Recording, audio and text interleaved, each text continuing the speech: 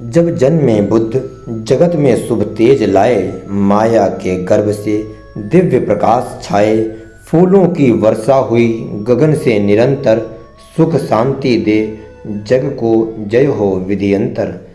आपके सामने उपस्थित है शामगाम सुत्त। एक समय भगवान शाक्य जनपद में शामगाम में विहार करते थे। वहाँ आयुष्मान आनंद ने श्रावणेर चुन द्वारा दी गई जानकारी के आधार पर उनसे कहा कि पावा में हाल ही में निग्रंथ नाथपुत्र के प्राण छोड़ने के पश्चात निग्रंथों में विभाजन होकर उनमें आपस में कलह वाद विवाद होने लगा है।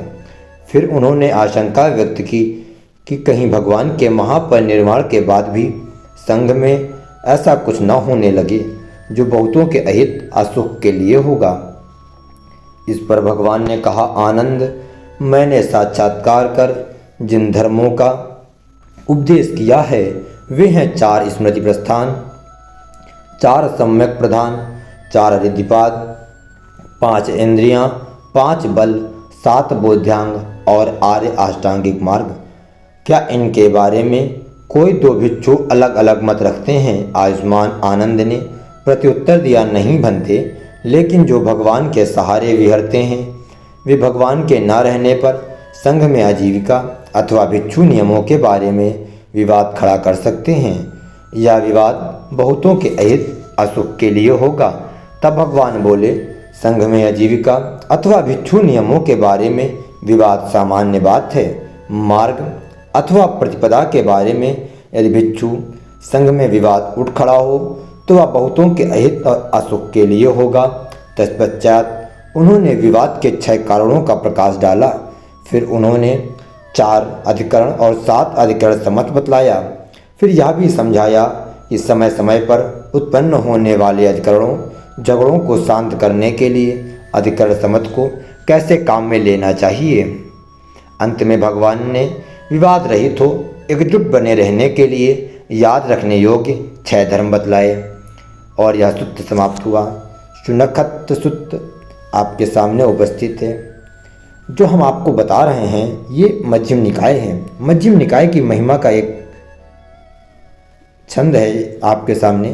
श्री धम्म संग्रह समुद्भव पुण्य श्री सत्यम सुधम सुगत वाक्यम परम पवित्रम मध्यम निकाय नय दीपक दर्शनम यत धम्मं नमामि सुखदायक मुक्ति हेतुम बुद्धं शरणं गच्छामि।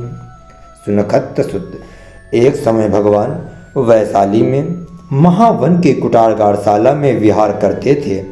उस समय बहुत से भिक्षुओं ने उनके सामने अपनी निर्वाण प्राप्ति का इस प्रकार बखान किया, हम प्रज्ञापूर्वक जान गए हैं कि जन्म समाप्त हुआ, ब्रह्मचार्यवश पूरा हुआ, जो करना था सो कर लिया, इससे परे यहाँ आना नहीं है। लिच्छवी पुत्र सुनखत ने भगवान से यह जानना चाहा कि जिन भिक्षुओं ने अपनी निर्वाण प्राप्ति का बखान किया है वह ठीक बखान किया है या किन्हीं किन्हीं ने अभिमानवश ऐसा किया है। भगवान ने बतलाया कि इनमें दोनों ही प्रकार के भिक्षु हैं, ठीक बखान करने वाले और अभिमानवश का ऐसा करने वाले। तदुपरांत भगवान ने कहा कि सांसारिक लाभ चाहने वाला व्यक्ति अपने जैसे व्यक्ति की ही संगति करता है, उसी से प्रीति करता है। अनित्या अर्थात स्थिर समाधि की बात करने पर उस पर कान नहीं देता और ऐसा बात कहने वाले की संगति नहीं करता है, न उससे प्रीति करता है। वह अनित्या के संयोजन से विसंयुक्त होता है। ऐसे ही अनित्या का अनुरागी सांसारिक लाभ के संयोजन से आके चन्नयातन का अनुरागी, आनंद के संयोजन से नैव संज्ञान संज्ञायतन का अनुरागी आके चन्नयातन के संयोजन से सम्यक निर्वाण का अनुरागी नैव संज्ञान असंज्ञान के संयोजन से विसंयुक्त होता है। भगवान ने कहा, यदि कोई भिक्षु यह समझे कि मैंने तृष्णा रूपी शल्य को फेंक दिया है और अविद्या रूपी विष दोष को दूर कर दिया है और इस प्रकार अपने आप को सम्यक निर्वाण का अनुरागी समझे, परंतु जो बातें ऐसे व्यक्ति के लिए अहितकर हों उनमें लगा रहे, तो उसका चित्त राग से ध्वस्त होगा और वह ऐसे ही चित्त से मृत्यु अथवा मृत्यु समान दुख को प्राप्त होगा। परंतु यदि वह अहितकर बातों में ना लगे तो उसका चित्त राग से ध्वस्त नहीं होगा और ऐसे चित्त से न मृत्यु समान दुख को प्राप्त होगा। भगवान ने और आगे कहा कि जो भिक्षु 6 स्पर्शनों में संयमी हो, उपधि आसक्ति दुख का मूल है, इसे जान। उपधि रहित हो, उपधि के क्षय से मुक्त हो गया हो, वह उपधि में काया को लगाए या चित्त को दे, ऐसा नहीं हो सकता है और यह चित्त समाप्त होता है।